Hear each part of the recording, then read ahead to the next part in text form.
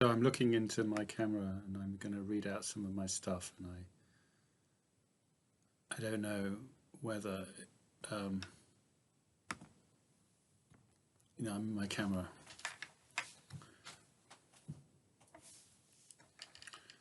So there's a Brad Pitt thing I won't do.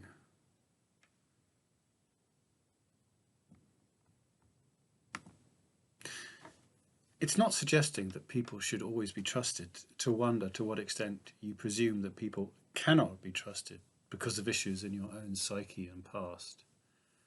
Such issues will create biases, however much they protect you.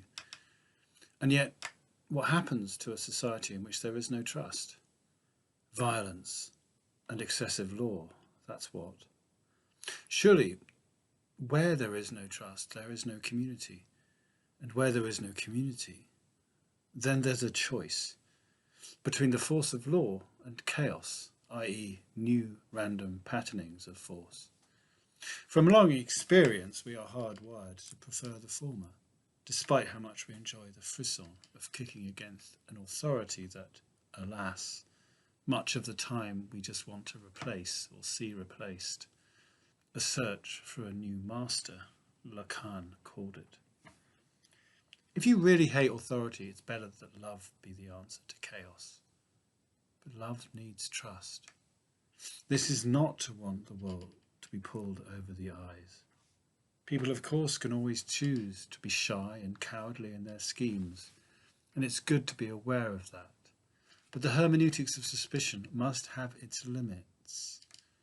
Well, unless we want there to be no trust and therefore want what that will involve.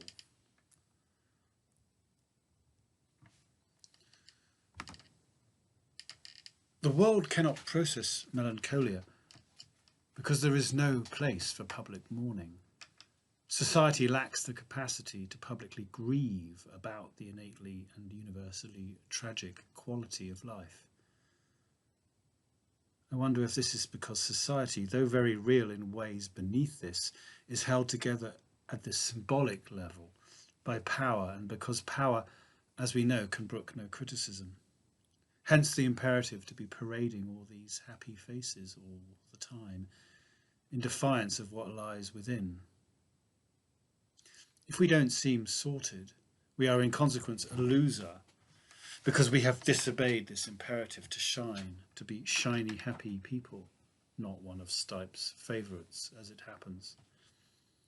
This is not, by the way, a call for individual displays of honest misery. Joy is better at all times, if real, and yet it always helps, at the individual level, to control one's manifestations in the face of others, out of courtesy and kindness, but also out of self-skepticism too. For example, if our emotional states are allying themselves to and seeking expression and relief in presumptuous, combative, and inadequate truth claims. But then, to control one's misery need not mean to deny or to suppress it. And yet, how much easier for the individual to process and be healed of their inner darkness if they can also know that misery, in fact, is a reasonable, well-warranted response to a broken, divisive, and vainglorious world. That the dysfunctional, as such, does not just lie within, but is, to reappropriate a high-volume word right now, pandemic. Change and healing do not come from evasion and denial, but from acknowledgement and from the courage to work through a problem, to turn darkness into light through a shining that actually addresses. Nor does it come from accusation, that particularly abstract form of social distancing that exclusively focuses blame outwards and so therefore conveniently whitewashes the accuser from complicity in the universal disaster. Our public world is maniacally divided, while on all sides, puffed up on power trips that refuse to admit error, presumably out of a fear of being conquered by other trips equally as ambitious and defensive as themselves. It is not possible for all sides to be right and correct across the range of disputed claims that is our world. But it is possible for them to all be wrong, to be flawed, to be lacking, but for that in turn not to mean that they are therefore all utterly worthless, totally defective and worthy of being destroyed. It should not mean that because we admit our weaknesses and our vulnerability, our errors and mistakes, that we therefore have to surrender and be replaced, especially if that is to be by others no better than ourselves. It used to be in a religious age that the transcendent provided a space, a kind of exceptional X, in the light of which, because of the unmatchable excellence it was assumed to represent, humanity could admit its mistakes and its flaws, its intrinsic sinfulness. In this way, humanity as such could admit and lament its own incompetence, that is, its infliction of injury, the true meaning of sin as love's absence. Problematic as this was in terms of the excessive self-derision and imputation of guilt it involved before the face of a sometimes terrifying God, it nonetheless meant that what we might call the public or collective ego could be humbled in its hubris, and we be at least in part reconciled to one another in this awareness of a shared blame. A shared blame, of course, that could also be forgiven in a re-energizing grace. But now that Prometheus is having his day and we so proudly occupy the skies, it seems that only power and its claims, its sheer assertion, is keeping us flying. But alas, the sun doesn't care. It doesn't stop burning above us just because we might like it to. And it tends not to take long for wings to burn and the togetherness that is our shared life in the earth to reassert itself. Surely better not to have abandoned it in the first place, nor one another, as we stand here, as Matt Johnson admirably puts it, naked as the day we were born, and tremble like animals before a coming storm. There doesn't need to be a storm. There could just be one another, beyond pretense and power and the fears that underlie them, in the discovery that we are not frightening, being unsurprisingly ourselves.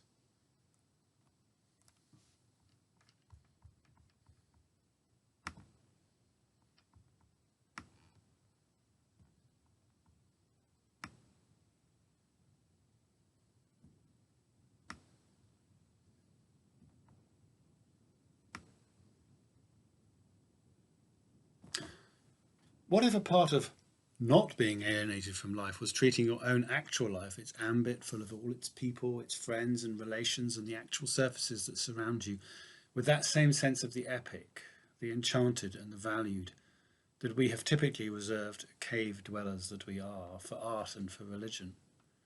What if it is not just religion that is an opiate? What if it's not just that we want God to come on down from its lofty and invisible throne? What if the point and hope of art is also to be deployed in the manifest and to be taken off the stage, moved out of its precious frame?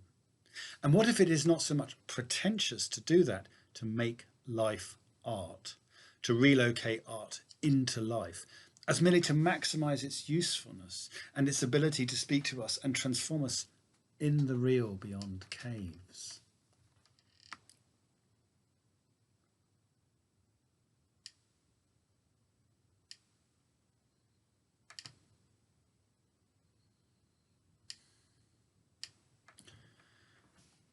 Power disables the response that incompetence typically receives.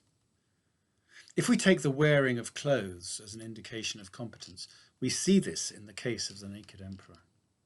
They can behave like no other and not be rebuked for their birthday suit, because power does not tolerate criticism. Typically, this is because power itself knows that competence is the ultimate basis of its legitimacy, such that its own cannot be doubted if it is not to be overthrown. Even if the nakedness is brazen, it must therefore be asserted and presumed and acknowledged in all circumstances by those under its sway and those who wish to benefit from its favour. This does not bode well for a world if it is hoped to function well. Hopefully there will be a structural mechanism, such as fair and uncorrupt elections, to replace rulers in ways that can short-circle this festival of vanity and submission. But there might not be. There will still be the problem of the new rulers who replace them, however. That being elected will go to their heads is to be expected. Competence can only characterize the world if it is not run by power at all, but by open interaction and the joy and brilliance that can be found therein. If at its points of decision, that is, defensiveness against the arrival of potentially revolutionary but necessary information leading to excellence and clothes, does not feature, then, when there is nobody to be overthrown, a fear of a loss of status need not retard the necessary solving of our problems. Oh my God, you're so utopian. What's so strange in believing in a no place when all of the places that exist now and have been tried are burning up in our faces? We expect the need for change, but then don't want to consider how that will work.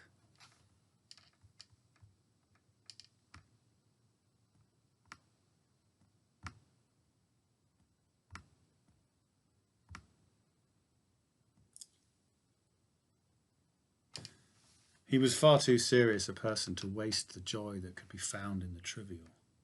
Far too serious, too, to deny that pleasure and happiness were redemptive. Well, so long as they touched, so long as they actually landed, were real, weren't the pretense demanded by the imperative to seem happy, to lie about everything being okay while the heart screamed within.